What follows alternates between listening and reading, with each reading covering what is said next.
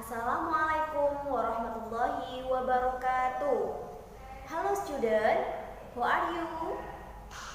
Alhamdulillah, I'm fine too. Oke, sebelum memulai pembelajaran hari ini, marilah kita berdoa dulu. Berdoa dimulai. Berdoa selesai. Anak-anak, materi hari ini yang kita bahas adalah yang pertama, jenis usaha ekonomi yang dikelola sendiri, dan yang kedua adalah perilaku di lingkungan sekolah. Simak baik-baik video ini ya. Video ini ada beberapa gambar. Nah, pada pembelajaran di subtema 1, kalian telah mengetahui jenis-jenis usaha ekonomi. Ada usaha ekonomi yang memanfaatkan alam seperti pertanian, perikanan, dan perkebunan. Berbagai jenis usaha dapat dikelola sendiri atau berkelompok. Apa saja sih jenis usaha yang dikelola sendiri? Kita bahas hari ini ya. Jadi, hari ini kita akan membahas tentang jenis usaha ekonomi yang dikelola sendiri. Nah, anak-anak bisa mengamati kegiatan ekonomi di lingkungan sekitar rumah kalian. Bagaimana pengelolaan kegiatan ekonomi tersebut? Nah, jika diamati baik-baik, kegiatan ekonomi tersebut ada yang dikelola sendiri dan ada pula kegiatan ekonomi yang dikelola secara berkelompok.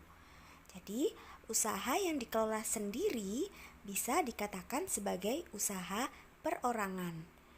Usaha ekonomi ini memiliki modal terbatas dan biasanya dikelola secara sederhana. Contohnya adalah usaha ekonomi perorangan sebagai berikut.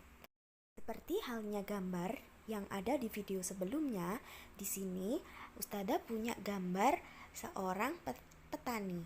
Nah, yang pertama ini adalah contoh dari usaha pertanian. Sebagian besar usaha pertanian dikelola oleh secara perorangan. Usaha ini memiliki modal terbatas.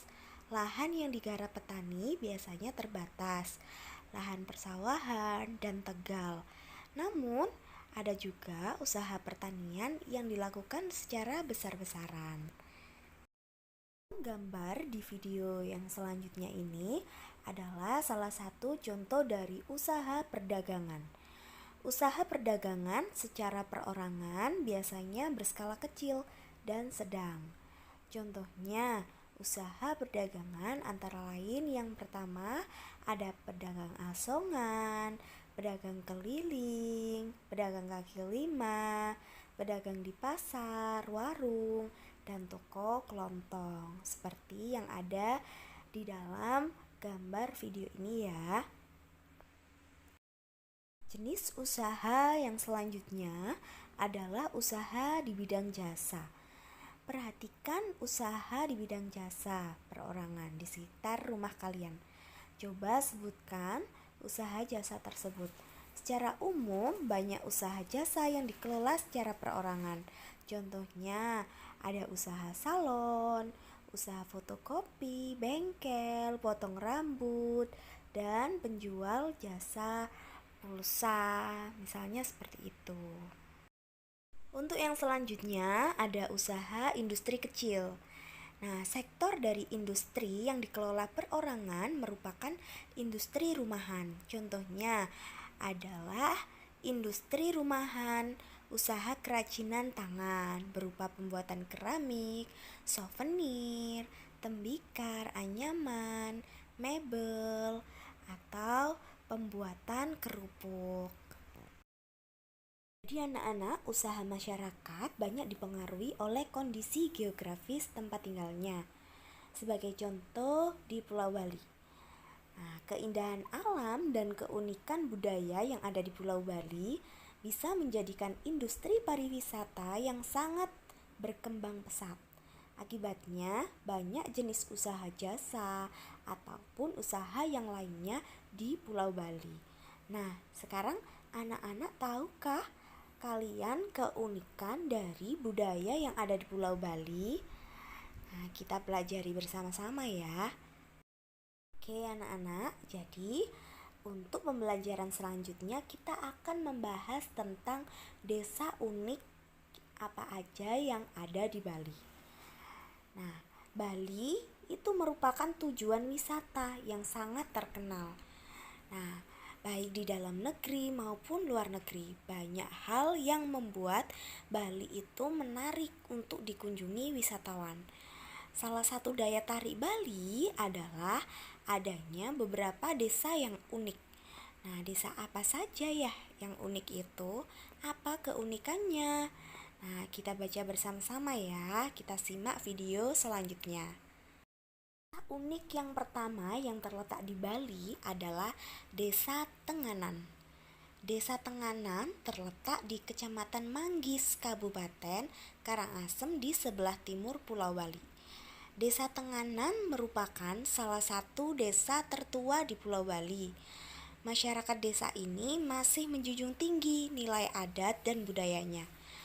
Desa Tenganan ini anak-anak merupakan salah satu desa Bali Aga atau desa asli dari suku Bali. Nah, desa ini terkenal dengan kesederhanaannya. Nah, gambaran dari Desa Tenganan ada di video ini ya. Untuk desa selanjutnya yang unik di Pulau Bali adalah Desa Trunyan. Nah, gambar apa ya kok banyak tengkoraknya? Jadi anak-anak, Desa Trunyan itu terletak di pinggir Danau Batur, Kintamani, Kabupaten Bangli, Bali Utara. Nah, keunikan dari desa ini adalah tradisi pemakamannya. Pada masyarakat Hindu Bali, jenazah orang yang meninggal akan dibakar atau yang disebut dengan upacara ngaben. Namun, di desa Trunyan jenazah orang meninggalnya hanya diletakkan di atas tanah di dalam gua. Bahkan ada juga yang ada di atas pohon. Jadi, tradisi ini mereka sebut dengan istilah mepasah. Gitu ya. Oke, lanjut ke desa yang unik di Pulau Bali. Nah, ada juga yang namanya Desa Panglipuran. Desa Panglipuran terletak di Kabupaten Bangli, lebih kurang 45 km dari kota Denpasar. Jadi anak-anak, desa ini itu memiliki struktur bangunan yang teratur dan rapi. Masyarakat desanya tidak pernah melepaskan adat dan budaya yang berlaku secara turun-temurun. Nah, oleh karena itu, masyarakat Desa Panglipuran ini banyak melakukan acara adat seperti pemasangan dan penurunan adalan serta perayaan galungan dan hari-hari besar lainnya. Nah, gambaran dari Desa Panglipuran ini ada di video ini ya. Rapi, bersih, ya, asri. Anak-anak, setelah kita baca bersama-sama, kita simak videonya Ustadzah tadi terkait dengan desa unik yang ada di Bali dan jenis usaha yang dikelola oleh perorangan. Anak-anak, thanks for watching ya.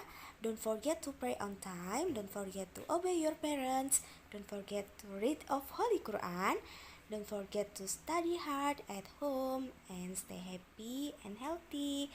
See you. Wassalamualaikum warahmatullahi wabarakatuh.